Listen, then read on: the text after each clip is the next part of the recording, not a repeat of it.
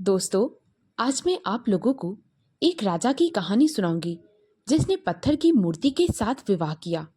कहानी को सुनने से पहले अगर आप मेरे चैनल पर नए हैं तो प्लीज मेरे चैनल को सब्सक्राइब करें, वीडियो को लाइक और शेयर करें। तो आइए कहानी को सुनते हैं। एक समय की बात है, यमन देश में एक राजा राज्य करता था। राजा भगवान की बहुत आराधना करता था, इसीलिए उसके राज्य में एक फकीर उसका बहुत ही खास मित्र था। फकीर हमेशा राजा के साथ में रहता था।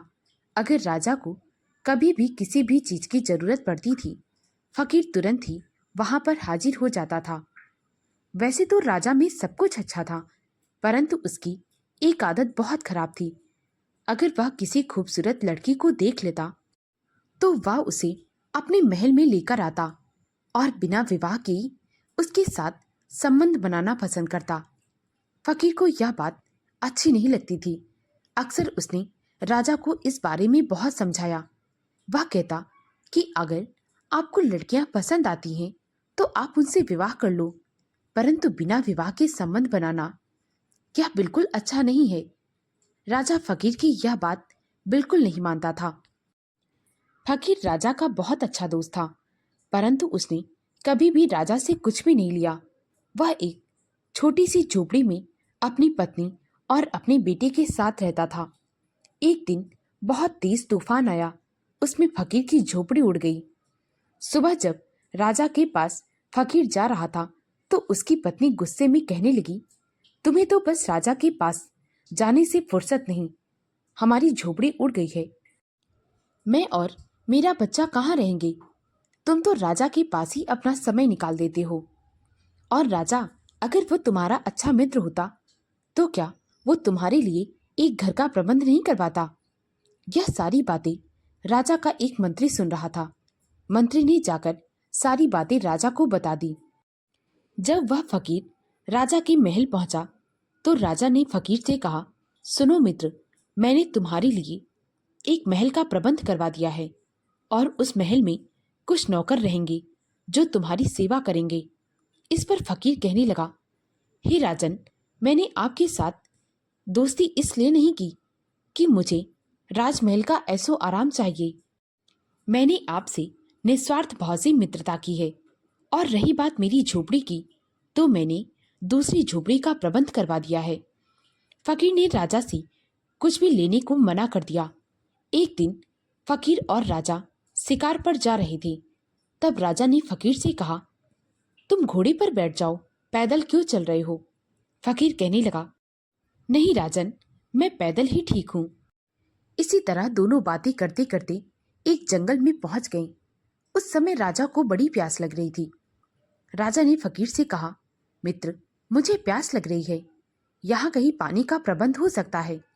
इस पर फकीर ने कहा, आप यहीं इंतजार करिए, मैं पानी का प्रबंध करके आता हूँ।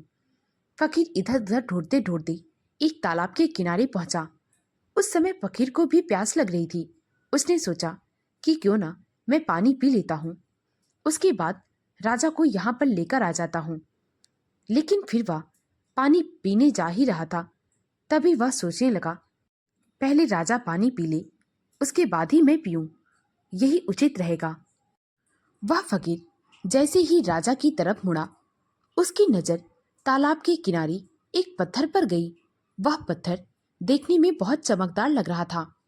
फकीर उसके सामने गया तो उसने देखा कि वह पत्थर की एक बहुत ही खूबसूरत औरत की मूरत है।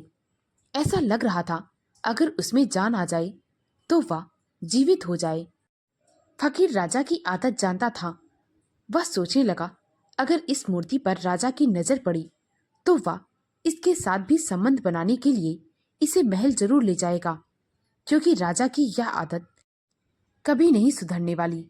फकीर ने उस मूर्ति पर बहुत सारी घास फूस डाल दी ताकि वह एक झाड़ी जैसा लगे। घास फूस डालने के बाद वह फकीर राजा के पास पहुंचा और राजा को तालाब के किनारे लेकर आया। तालाब में फकीर ने और राजा ने दोनों ने पानी पिया। उसके बाद राजा फकीर से कहने लगा, तुम जाओ और कुछ लकड़ियों का प्रबंध करो, हम मांस को यहीं पर भून कर खाएंगे। फकीर जंगल में लकड़ियां लेने चला गया। राजा इधर उधर टहल रहा था। तभी उसकी नजर उस झाड़ी पर गई। उसे ऐसा लग रहा था मानो झाड़ी के पीछे कोई है। राजा ने अपनी तलवार से जब वह घास फूस हटाई तो उसने देखा कि वहां तो एक बहुत ही खूबसूरत औरत की मूर्ति है। जैसा फकीर ने कहा था बिल्कुल वैसा ही हुआ। राजा के दिल में उस औरत को पाने की चाहत होने लगी। उसने अपने सैनिकों से कहा, सैनिकों, इस मूर्ति को यहाँ से उठाओ और मेरे महल लेकर चलो। इतना कहते ही वहां पर फकीर आ जाता है। वह कहने लगता है, हे राजन, यह कोई मामूली मूर्ति नहीं लगती। मुझे ऐसा लगता है यह किसी तांत्रिक की मूर्ति है। अगर आप इसे महल में ले गए तो हो सकता है कुछ अनर्थ हो जाए। राजा कहाँ मानने वाला था, वह अपनी जिद पर अड़ा। इस पर फकीर कहने लगा, हे राजन, मुझे ऐसा लगता है कि कोई बहुत बड़ी विपत्ति आने वाली है। आप ऐसा अनर्थ ना करें। फकीर की इन बातों से राजा को गुस्सा आ गया। वह कहने लगा, तुम मेरी नजरों से दूर हो जाओ। तुम कौन होते हो?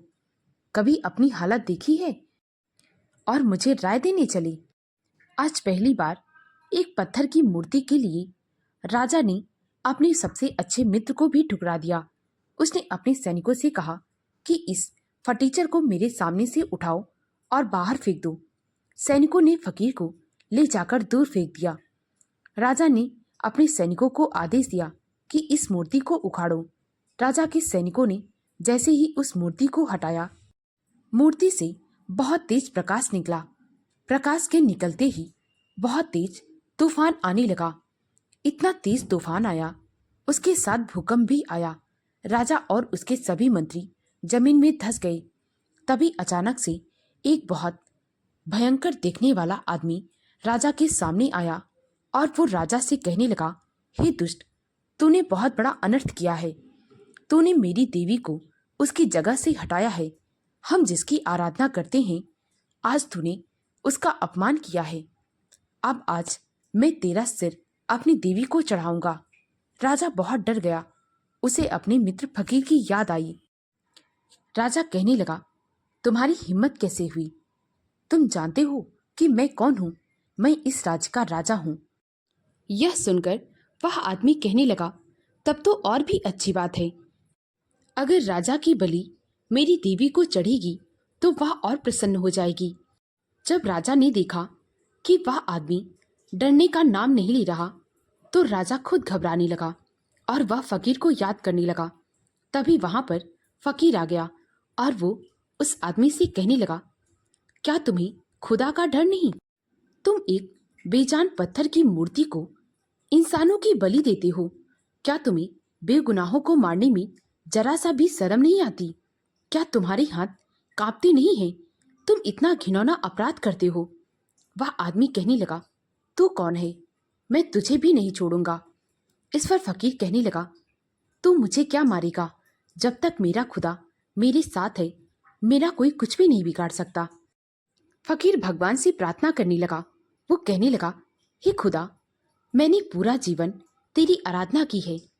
आज तू इसे दिखा दे कि तू यही है।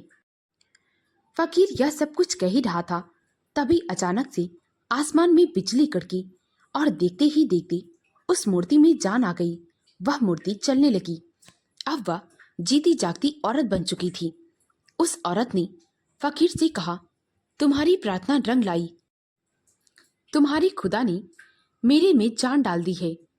उसके बाद उस औरत ने उस खूंखार देखने वाले आदमी से कहा, आज तक तुमने ना जाने मेरे सामने कितने बेगुनाहों की जान ली है। तुम्हें क्या लगता था कि मैं उनकी बलि से प्रसन्न होती थी? मुझे बहुत दुख होता था, परंतु मैं बेजान होने के कारण कुछ कह नहीं सकती थी। वैसे तो तुम्हारे गुनाहों की कोई भी माफी नहीं है, परंतु तुम्हारे गुनाह कम हो सकते हैं अगर तुम खुदा की शरण में आ जाओ। उस आदमी ने देवी से माफी मांगी और उसने आज के बाद से सारे गलत कामों को छोड़ने का वचन दिया। उसके बाद वह देवी राजा से कहने लगी, हे राजन, तुम मुझे पाने की इच्छा रख रहे थे। मैं तुम्हारे साथ रहने के लिए तैयार हूं, परंतु इसके लिए तुम्हें मुझसे विवाह करना होगा। राजा उस औरत को अपने महल ले गया और उसने उस औरत के साथ विवाह किया।